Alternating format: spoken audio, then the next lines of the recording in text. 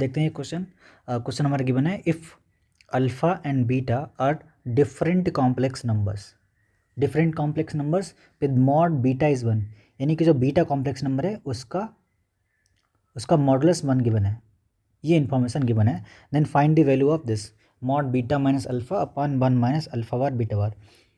ध्यान दीजिएगा, अल्फ़ा और बीटा दोनों डिफरेंट कॉम्प्लेक्स नंबर्स हैं। हम एक प्रॉपर्टी यूज करेंगे मॉडुलस की property.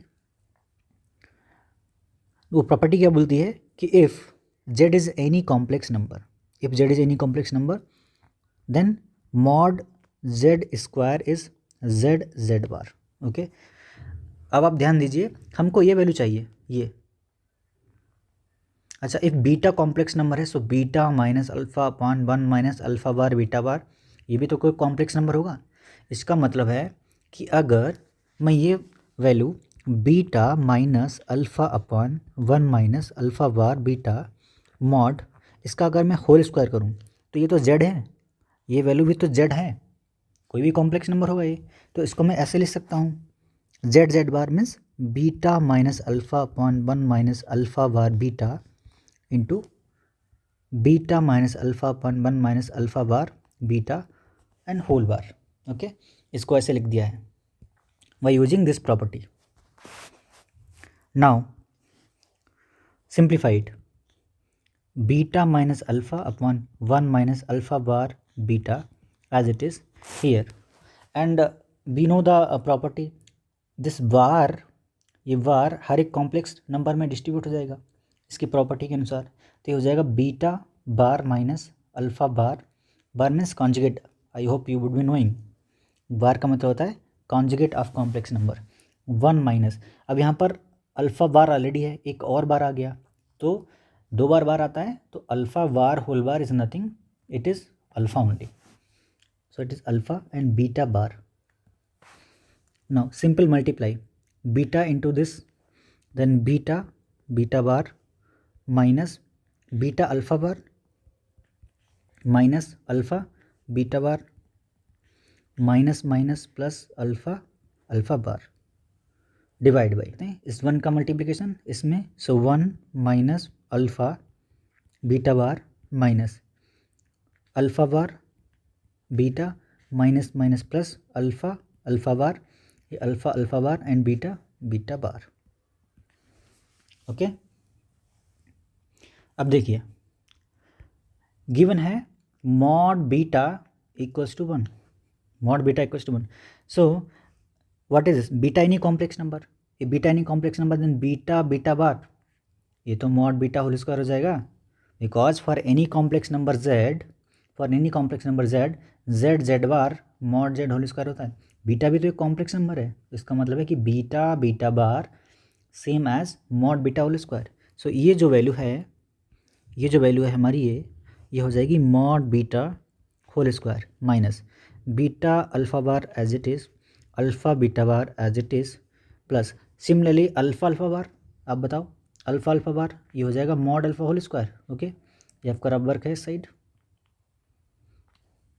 Mod alpha whole square divide by 1 minus alpha beta bar.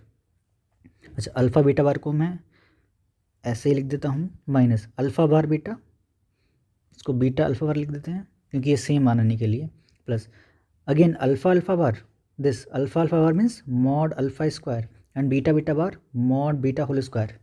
Now we will use the condition, given condition हमको गिवन है, given mod beta equals to 1. Okay, it implies mod beta square equals to 1 square, which is 1. So replace here beta minus alpha upon 1 minus alpha bar beta whole square equals to mod beta is 1, mod beta square ये वैल्यू है, यहाँ से 1 निकाली, minus beta alpha bar minus alpha beta bar, okay, plus mod alpha we don't know what is alpha, so mod alpha square as it is, हम इसका कुछ नहीं कर सकते। 1 minus alpha beta bar minus beta alpha bar plus mod alpha square as it is. अब mod beta square, ये value 1 है यहाँ से, इंटू 1। आप ज़रा ध्यान से देखिए, अब ये न्यूमरेटर और डिनोमिनेटर, नोमिनेटर और डिनोमिनेटर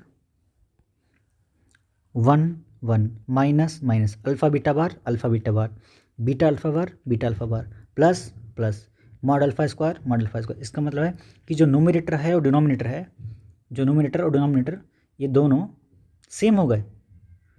इसका मतलब कि ये और ये कैंसिल, तो क्या मिला, beta minus alpha upon 1 minus alpha beta bar mod whole square. इसका मतलब ये 1 हो गया।